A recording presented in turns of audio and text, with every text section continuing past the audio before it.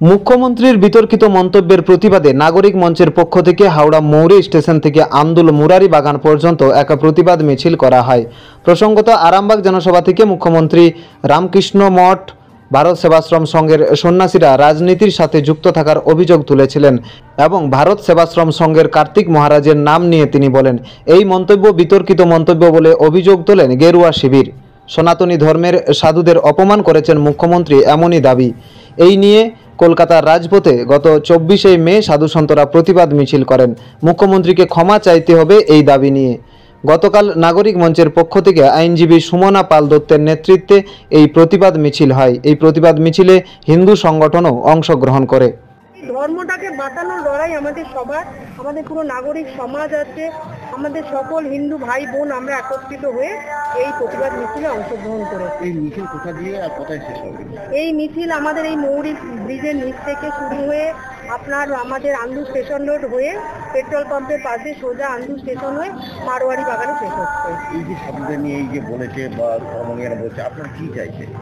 আমরা চাইছি মাননীয় মুখ্যমন্ত্রী সনাতন হিন্দু ধর্মকে আর 5টা ধর্মকে যেরকম উনি সবসময় সম্মান করতেন সেইভাবেই সম্মান করুন। কারণ উনি 25শে ডিসেম্বর আসলে উনি চলে যাচ্ছেন পার্ক স্ট্রিটে গিয়ে খ্রিস্টানদের সম্মান করতেন, উনি রেড রোডে গিয়ে নামাজ পড়তেন, উনি সবসময় ঈদের সময় ছুটে যেতেন। কই আমাদের হিন্দুরা তো তখন কোথাও ওনাকে কিছু বলে না, কিন্তু যখনই আমাদের ধর্মের কিছু আসছে তখনই উনি চিৎকার করে উঠছেন, নোংরা ভাষা বলছেন, কদর্য ভাষায় আক্রমণ করছেন। আমরা চাই উনি ক্ষমা চান। উনি সনাতন ধর্মকে যে দীর্ঘদিন ধরে আক্রমণ করছেন, উনি সবার কাছে ক্ষমা চান। কারণ উনি নিজে একজন হিন্দু, উনি যদি অন্য ধর্মকে সম্মান করতে পারেন তো আমাদের ধর্মকে কেন উনি অসম্মান করছেন? আর ওনার অসম্মানের জন্য অন্য ধর্মের লোকেরাও আমাদেরকে অসম্মান করছেন।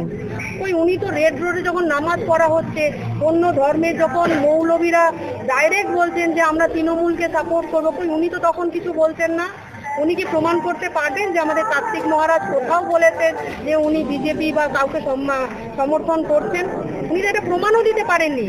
উনি যা শোনা কথাতে এত বড় একজন মহারাজ, যিনি আজকে ওনাদের ত্যাগটাই ধর্ম, সেই ধর্ম মানে প্রাণ মানুষগুলোকে যারা ত্যাগ নিয়ে সন্ন্যাস করছেন তাদেরকে উনি আঘাত করছেন। আমার নাম সুমনা পাল দত্ত। আমার ডেজিগনেশন আমি অ্যাডভোকেট আর সমাজ হিসেবে কাজ করি।